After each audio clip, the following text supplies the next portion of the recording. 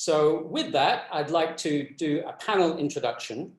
To discuss these things, I have three technology professionals spanning a variety of subject areas. Now, the list that you've got, I think, has it slightly differently. I'm going to give it alphabetically, just to show there's no favoritism. First of all, Dave Dulesky, Vice President, excuse me, just one second. Dave Dulesky, Vice President of Sales, Asia Pacific for Synaptics, which is involved in areas including casino surveillance technology. We've also got Martin Woodhouse, Head of Asia Pacific, Middle East and Africa for Tracker Assa Abloy, which is involved in areas including management of secure access.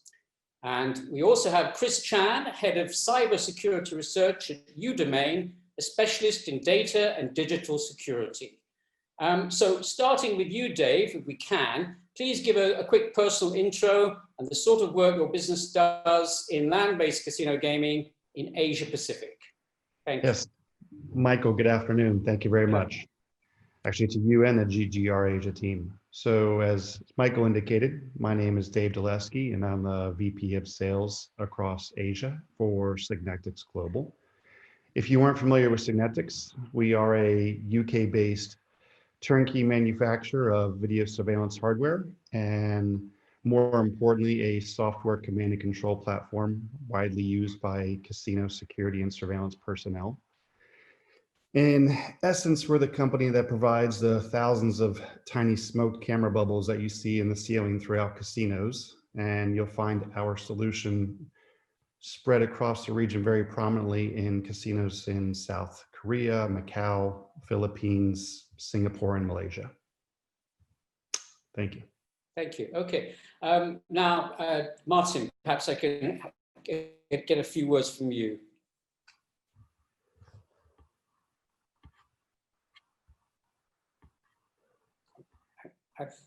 I think I'm having some difficulty hearing you there, Martin. Can you hear me now? Yes, that's great. Thank you. Fine. Sorry, apologies. So good morning, good afternoon, good evening to everybody on the call. Yes, my name is Martin Woodhouse, and I head up the APAC, Middle East and Africa region for Tracker.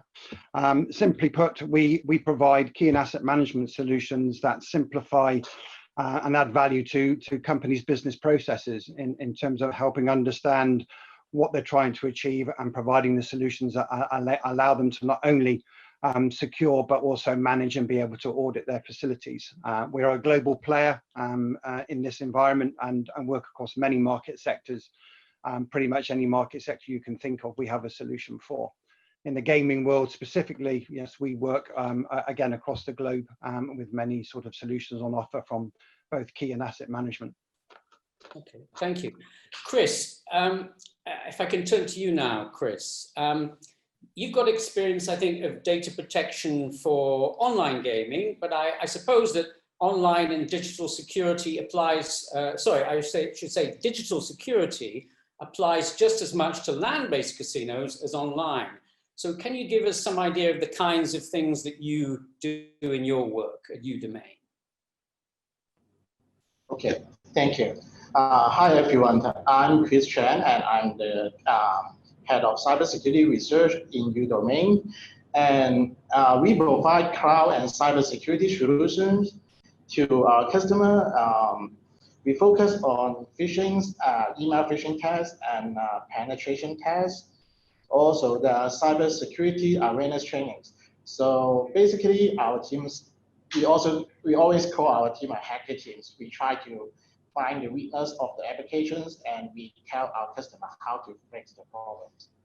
And we are also the government public cloud service provider. Okay, and that is in which markets is that, the latter thing? We mainly focus on finance industry. Okay, okay, thank you. Okay, so we have a lot to talk about, and I wanted to break it down into these three chunks that I mentioned, just to try and give, have some focus on the three topics. So the first thing I was wanting to talk about was biosecurity, and I mean, we've been there before to some extent in terms of the casino industry, because as many of you will remember, in 2015, there was an outbreak of MERS, Middle East Respiratory Syndrome, which had an impact particularly in South Korea and led to a dramatic fall in the revenue for the casinos in South Korea.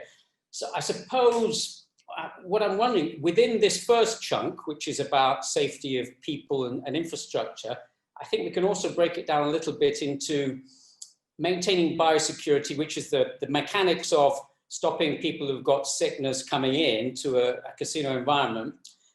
There's also maintaining regulatory compliance, because it's quite a fast moving area. And thirdly, probably preventing fraud in the context of the other two. I mean, for example, I've already heard stories about people trying to produce or present fake nucleic acid tests to show that they're free of infection from COVID-19. So there's all kinds of, there's the potential there for I suppose, a digital or technological solution to try and track or otherwise be the gatekeeper for that.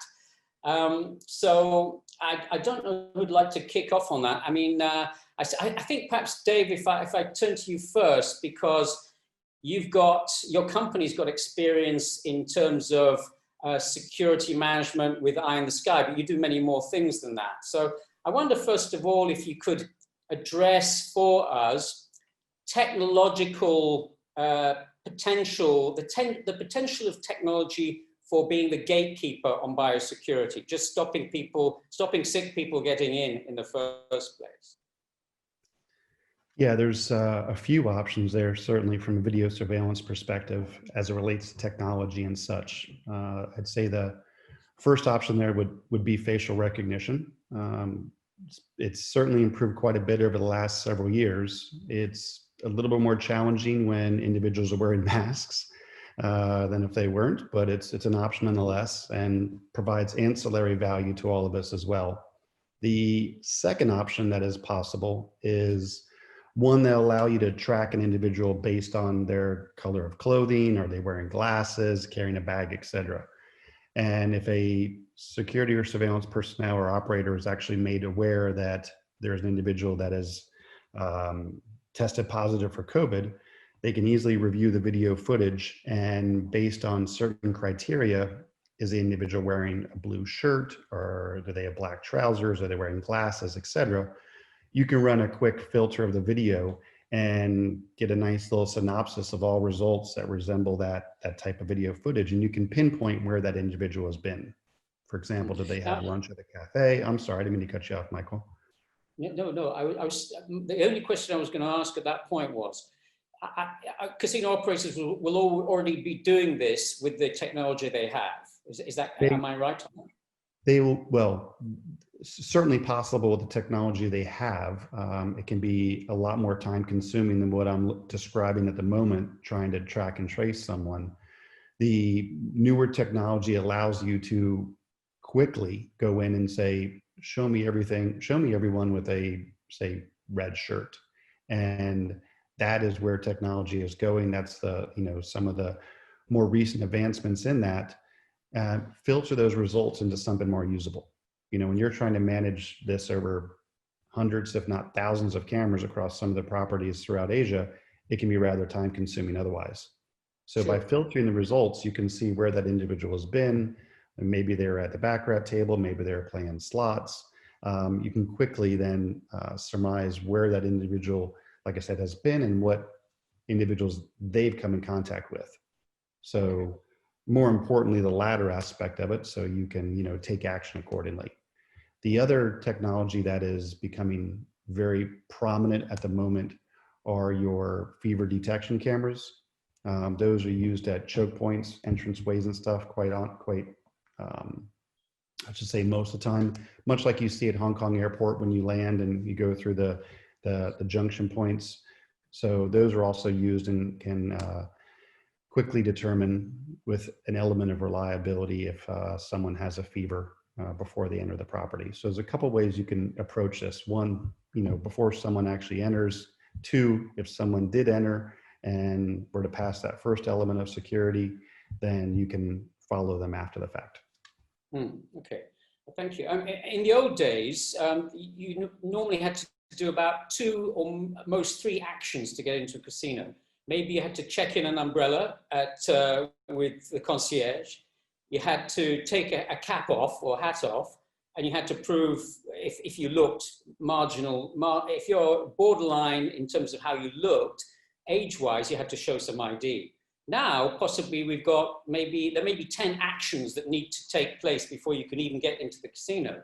So I suppose I'm wondering, in terms of technology and maybe the things you do, is there any way to make this a more friction-free process? You know, there's an element of safety and security you also want to present to your guests as they're coming in as well. So I think there needs to be somewhat of an expectation of inconvenience to present a safer picture on the inside.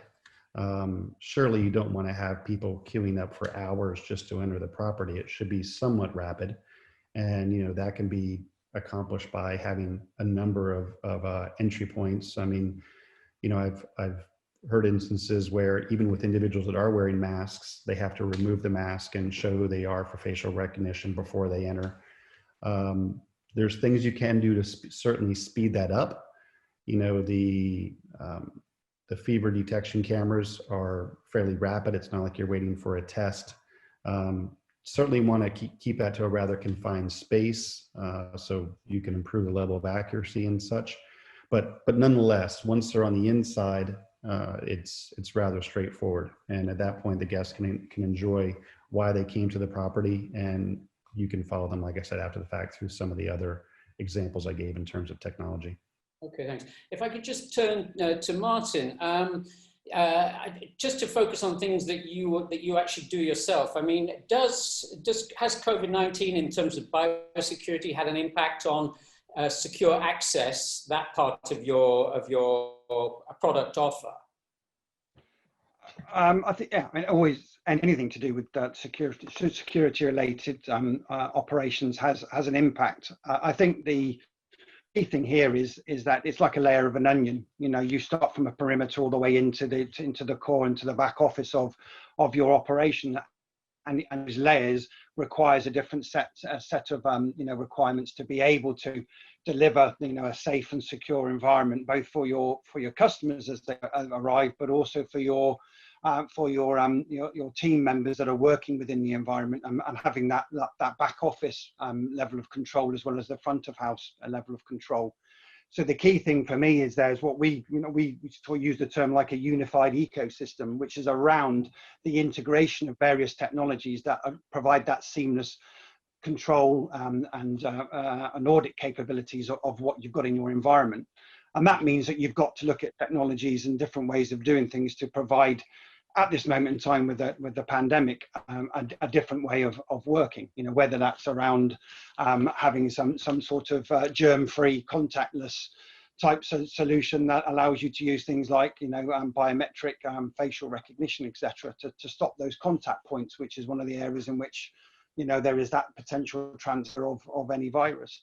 So I think there needs that flexibility within technologies so that they can work together to provide the controls from the outside, which is where David comes in with all of his technologies around command and control platform, CCTV.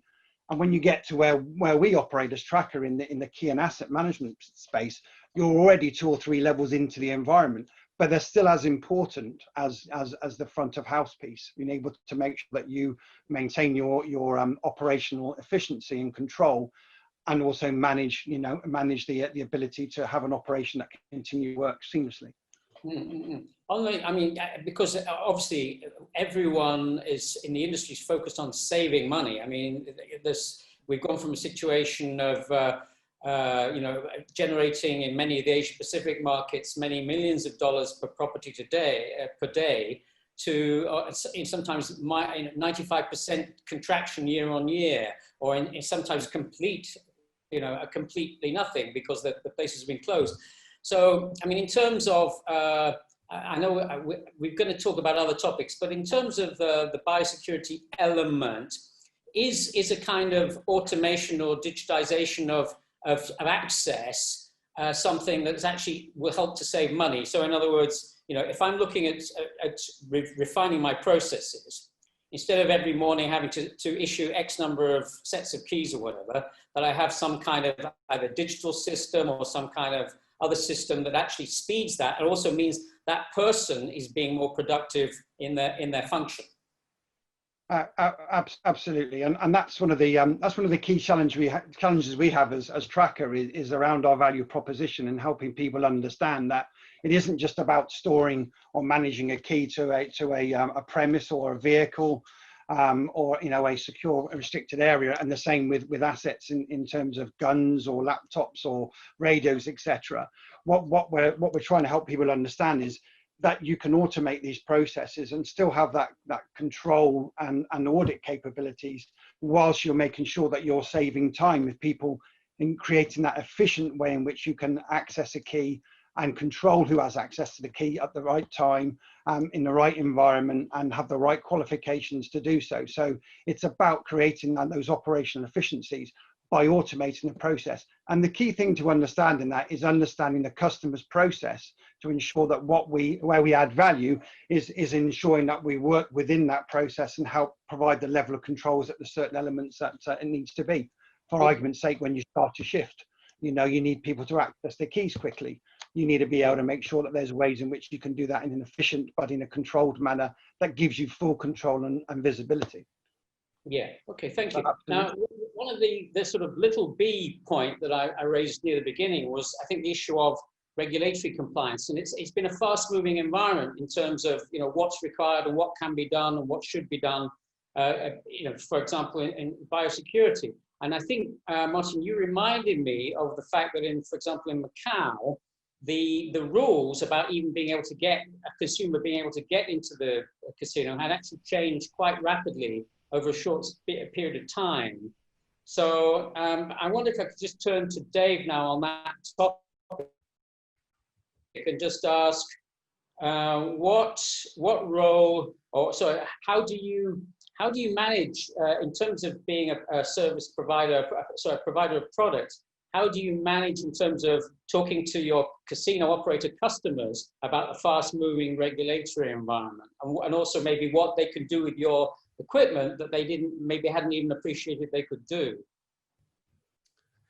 You know, it's a matter of really remaining in contact with them during this time, even when you can't travel, or even leave your country to go from one place to another. It's a matter of staying in touch. You know, I do a lot of communication by WhatsApp, a lot of communication by, you know, email and phone calls and stuff. So between myself and other team members, it's making them aware through, you know, a newsletter that we send out, making them aware just through emails, and also working with our resellers in the region and doing just the same, making them aware just of newest developments that we have that they may not have thought of, sharing best practices and I'll say results from other locations, whether it's from North America and the casinos there, or, you know, with the properties in Asia and vice versa. Mm-hmm.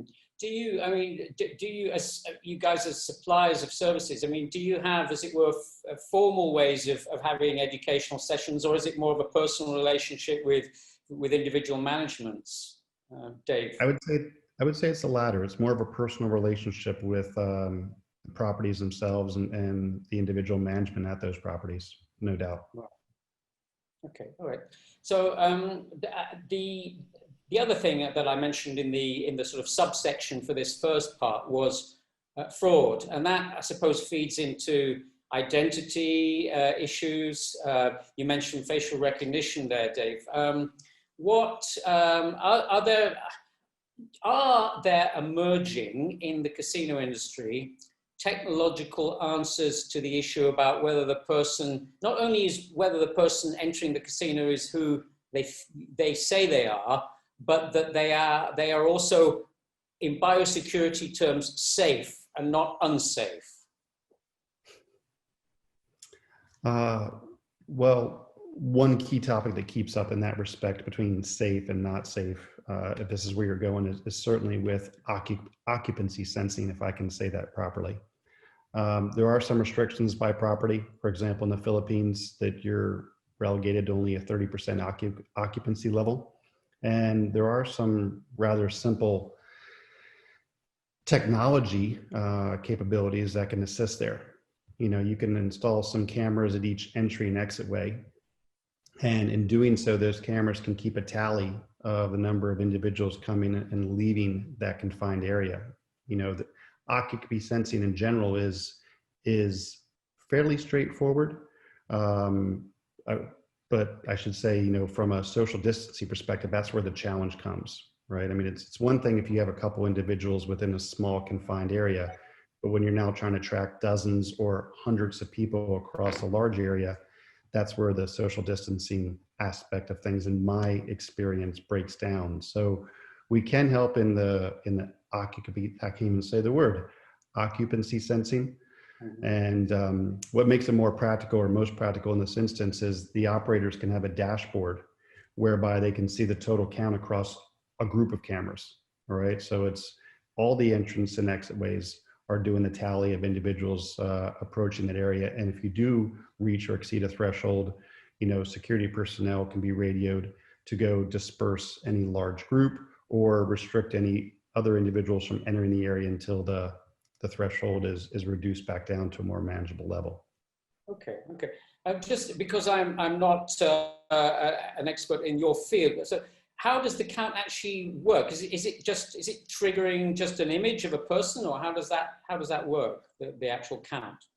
No, it's through the use of video analytics, and it's just a simple count, tracks individuals crossing a tripwire, if you will.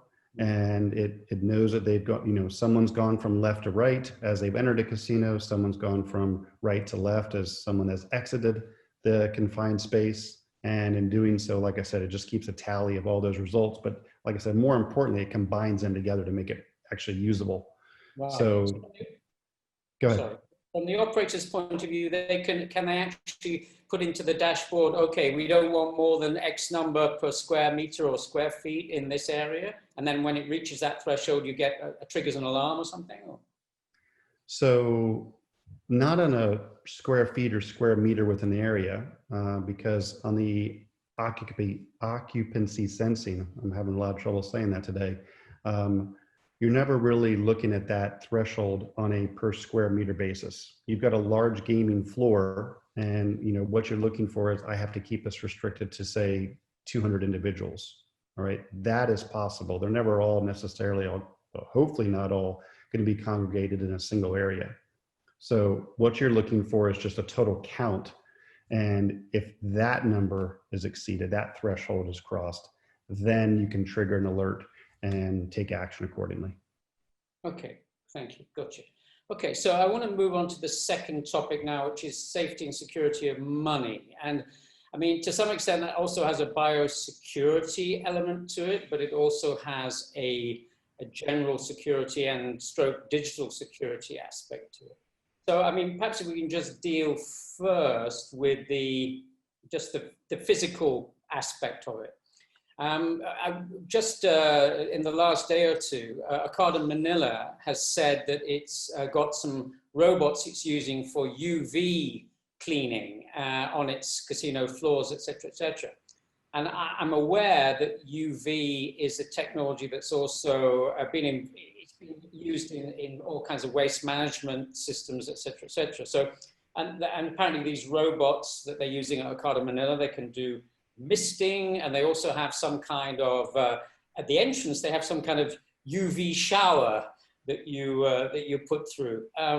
Now, Martin, I'm sure that maybe I'm wrong. Maybe your company does provide UV showers, but I suppose what I wanted to ask you was, are there any, you know, just as we have with bill readers, with banknote readers, we have, you know, a bevel that actually has access and can cleanse things, as it were. Is there anything in your processes where you can actually incorporate a kind of cleansing element to frequently touched items, I suppose?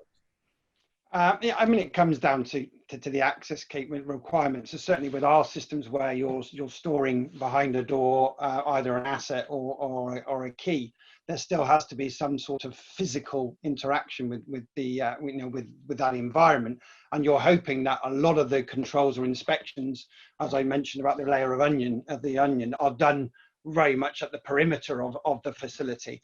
Yes, we've had, since COVID pandemic came in, we've had requirements for UV within our cabinets and within our things to give that type of cleansing. But to be perfectly honest, when you've got to that point in an environment, you're almost too late. There's lots of checks and balances that happen before that, before you get to the core area of where we offer, which is around the management of the facility keys or the assets that are used within it. There are lots of technologies you can go for, these types of contact materials that don't allow germs to facilitate on the environment itself. You can use your own proximity card, for argument's sake, so that individually it's your own card. You're touching a reader, but you still have to open the door unless you look at some automation and opening the door and taking the key out of it. So it's. For us, it's more about, we're hoping those things are done before you get to the point of accessing our technologies and solutions to provide you with some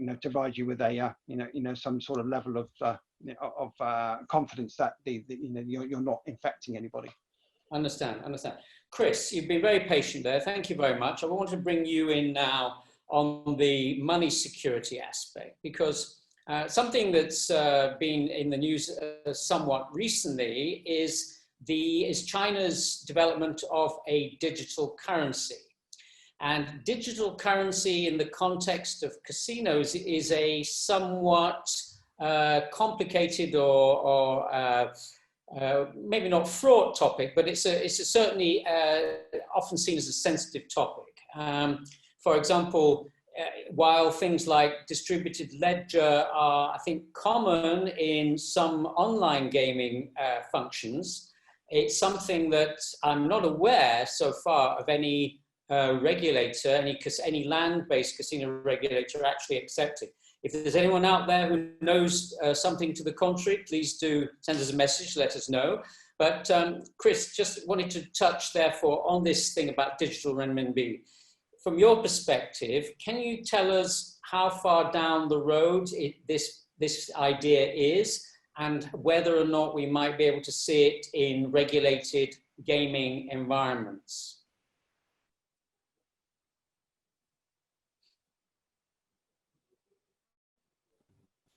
Okay, thank you very much.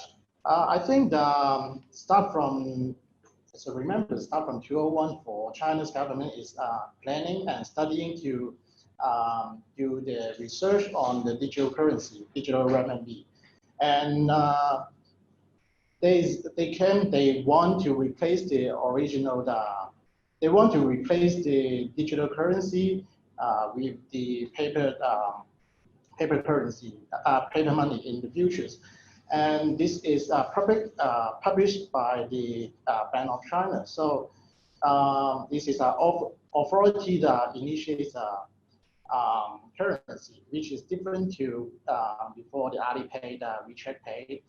And what I want to say that is I think it's the future trend, because as they said, they will replace the paper monies. And in this pandemic periods, I think the digital currency also have advantage, because some said is the paper monies have the opportunity to spread virus during the COVID-19. So I think digital currency or the cryptocurrency or even other currency will become more popular or more common in the future. Okay. I mean, you touched on Alipay and WeChat Pay there. I mean, from what I understand, I mean, that's already being used in casino resorts, but it's for things like sundries. It's for things like, stuff from the coffee shop or from the pharmacy or whatever. It's not for betting on the casino floor, right? Yeah. Yeah, I think this part is for the normal, for example, you try to consume something, you use the Alipay or WeChat Pay. What I want to mention is that the digital currency, the concept is similar, but it is initiated by government. So I think maybe it have some practice, yeah, some practice because government initiates and maybe more trustworthy, I guess. Yeah. Well, I mean, the thing is, at the moment, there's a squeeze. Well, I wouldn't say squeeze. There seems to be more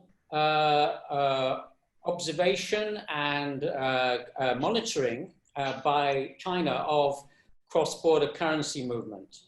And that has an impact on the land-based casino industry because money gets moved by various means cross-border to fund gambling, basically. I suppose what I'm wondering is, maybe you can help me with this. Do you think that digital renminbi is being viewed by the Chinese government as an alternative to existing money cross-border money transfer systems, or is the idea to use it for something else? I think in the future they will also apply into this area, but because it is still a testing phase, so no details information about this part. But I think in the future they may have some regulations or some rules about talking about this part. Okay. But are they talking about tokens? Are they talking about making tokens as well as creating ledgers? Sorry, I cannot hear the last question. Is China talking about creating tokens or just creating ledgers whereby money moves in a ledger sense? There should be a ledgers. There should be a ledger, not tokens. Yeah. Okay. So that's sounds more at the commercial merchant banking level than at the consumer level. Right. Okay. So, well, the third topic that we wanted to look at was safety and security of data, and I think we might be asking you to talk a bit more straight away, Chris, on that, because this is something that you're obviously specialist as a company in. So I'm wondering if you can talk to us. Well, I'll set this up for you slightly differently. Because of COVID-19, we've moved from many of us working in offices or in a standard workplace to working remotely. Now, obviously, the casino industry, some places are still closed, some have reopened. People are trying to get back. Obviously, they want to be back in the physical workplace in the casino as quickly as possible. But for those people who maybe are on furlough or on some kind of extended leave, they're still probably going to have to check in with their workplace, possibly by their authorized or secure device. I'm just wondering what the challenges are there in terms of, okay, I've got a secure device which has been authorized by my employer, but I'm now physically outside the casino and I want to communicate with the server or whatever, the system in my casino venue, right? So I'm just wondering what potentially are the hazards or the pitfalls there of having to work remotely if I'm a casino manager, for example? I think they have two parts we can mention. The first part is the employee side, the staff side. We do the phishing email test before in this COVID-19 period.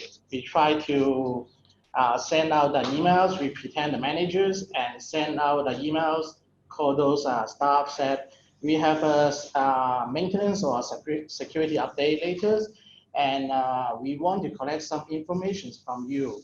So we want to test how many staff or how many employers submit their information to us. And surprisingly, we find that more than 50% the staff send out their personal information to us. So I think the main challenge during the this pandemic period is that because if you work in your office, you go back to casino, you are in a restricted area, so you are more cautious, you are more awareness. You know you cannot do blah blah blah. You cannot do some dangerous activities. But when you go back to home, the mentals or your cautions may be fewer. So maybe sometimes you will do some dangerous activities. So this is the staff part. So we need to provide some awareness training, teach those staff, and maybe we keep send those phishing emails, try to remind them, you cannot click this email, you should not provide information to that is the management, you need to verify before you send out your information. This is the awareness training part for the staff. And the other part is the server securities. Recently, in these few years, I think across different industry, hackers try to find way to remote hack into those companies, big companies. So even you have some security channels, you have some security protocol to remote access your remote environment. They are looking for a way to break into this remote environment, even they don't have credentials. That's why we provide a security assessment. We try to figure out from the remote side as a hackers, how can we find the weakness and how can we break into the remote environment. So this is the second part. We need to consider the client, the staff side, how to raise their awareness, and the server side, we need to keep checking the weakness, the weakness part, and we try to fix those problems. Yeah. Okay. So if I'm, if I'm a casino operator sitting watching you now, what could you do for me in terms of maybe helping me with the people sitting from home? What could you actually? I mean, I know you've said there's some common, as it were, some common sense things that can be done. But I mean, in terms of your consultancy or your business, what kind of things can you do for those companies?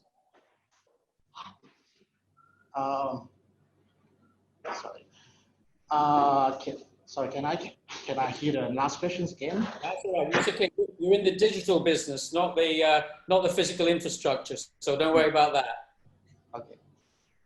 I think for the operators, we can offer the security testing for them, because we always encourage our customer to do the security assessment periodically, maybe monthly or maybe quarterly, because for examples, recently when those bank staff work from home, they use the VPN to connect to the remote working area. But actually, these few years, our hackers community focus is how to break those SSL VPN. So you can see that the hackers is trying to take the advantage of work from home to exploit to the remote environment. That's why we need to keep doing the security testing. Okay, thank you. So, I mean, something else that occurred to me, which is probably a more general point, and I'll throw this open to the panel, is the thing about a casino license is that it's a privileged thing. It's usually given by governments, by jurisdictions. And so, you know, operators have to do what they're asked to do. And in this environment, it'd be hard for operators to sort of, to start saying, well, look, I can't afford to have X number of new processes or X number of safety measures because of this, this health emergency, for example. So I suppose what I'm wondering is, I mean, to go back to what I was asking about at the very beginning, is not only how can operators do more with what they have in terms of their digital technology and infrastructure, but also what, looking forward, might they need to be thinking about doing, you know, especially once their revenues start improving, as we hope they will. Perhaps, Martin, I could just ask you about that one. It's about, you know, and it comes back to your other question around the efficiencies and the last question you asked me. It's about having a real good understanding of what your processes are, and where you feel that there's areas of improvement. You know, in terms of what Tracker offer, it's working in partnership with the operators to understand their environment, how people, you know, from a back of house perspective, how people access keys, when the demand is to access keys or assets, you know, and being able to go and do their role in an effective and efficient manner. The data that we collect through providing those types of solutions allows the operators to start to look at their business in a more informed way, to look at, do we have too many devices? When are devices, or when are certain areas being utilized more than others? How can we be more efficient with in terms of our operation? How can we ensure that people don't leave their premises with either a key or with a laptop? If we go back to Chris's topic on, you know, how do we, you know, maintain our data security? Well, we can by integrating the solutions we offer with the access control system, we have something called asset return assurance, which makes sure that if you have a key or an asset, you can't leave the premise until you've actually put those items back into the system. So you can control the movement of your sensitive sensitive keys, or certainly any of the assets that you're utilizing within your business. So it's working closely in partnership. It's understanding the processes, understanding where their pain points are, and then looking together to deliver a solution that not only addresses those in the short term, but actually provides them with a solution in the medium to longer terms with real tangible return on investment capability. Okay. Just picking up on that point you made about not being able to leave the premises with an item. I mean, are we talking about RFID tags, or how does it work? Well, normally it's an integrated solution. So you're integrating it with either your HR system, if it's a time and attendance type system, or your access control system through an integration with the platforms like Nanel, Gallagher, Genetec, just to name a few of those. So what it allows you to do, if you have to access or enter and exit a facility via your access control system, or you have to book in your time and attendance so that you get paid your money at the end of each month, the system will look at what through Tracker's sort of management platform, Tracker Web, and understand whether that person still has that asset or has that key. And if they do, it won't grant them exit out of the facility, or it won't allow them to book out on the time and attendance system. It will flag that they still have an asset. And at the same time, you can create an email notification, SMS message, and all the things to say, you know, this is what the issue is. So you can actually control the movement of your keys and your assets within the environment and what goes outside of the environment. Okay, thanks. Dave, if I could just bring you in here in terms of not just how to make the most of what they have already technology-wise, but what new things we might be seeing in the casino industry in technological terms that will help with safety and security. In terms of technology and stuff in casinos, I mean, things are rapidly evolving. You know, I mean, our approach at Signetics is to, you know, be rather quick and agile in our development in that. So, you know, it's one of the things we pride ourselves in, is a very open platform and the ability to integrate to best of breed solutions out there. You know, we know that we're not necessarily the best in every single thing that can be done out there. So, you know, we rely on partnerships with other companies to be able to bring that technology into our system, our ecosystem, if you will, to create that. So from a technology perspective, the things that we see are going to be the improved functionality and reliability and accuracy of a lot of video analytics, whether it's the facial recognition that I spoke of earlier, or the ability to do improved tracking of individuals across properties. As I mentioned, you know, just the simple ability of tracking someone that is wearing, you know, a blue shirt with glasses, that kind of thing. You know, all these types of features and functions that are coming available are evolving very quickly. You know, especially right now where a lot of companies are trying to get their foot in the door, provide the best solution to ensure continuity of business operations. So, like I said, just from a simple technology perspective from us, a lot of it is that video analytics and things related to occupancy sensing, things related to facial recognition, video analytics, you name it. So that's where we see a lot of, I'd say, advancements on our side on the video surveillance, and where we're keeping a close eye on to find out, really determine which manufacturers, which software developers out there are the best ones to be partnering with. Okay, thanks. Chris, just wanted to bring you in, whether you can address this in terms of data aspects, but I understand that China is actually developing a facial recognition system that can read just the top half of a face. In other words, the part that isn't covered by a mask. Can you tell us any more about that? I don't know too technical, too detailed part of this technique, but yeah, what I know is they have a research lab is doing this research, try to reduce the size. Just use when you wearing a mask, you still can capture your face. So I think they have more. Actually, they have more than this technique. They combine different techniques to identify a person. Even your footstep, they count how frequent you move your leg and the distance between two legs. So they have different technologies to do the identify that person.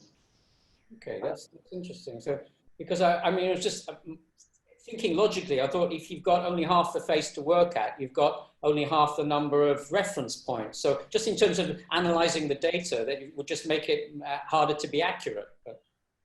Yes, I think so. But as I remember, they combine another technique. So they don't use single technique to identify a person. So it can help to make the data more accurate. Okay, all right, thank you.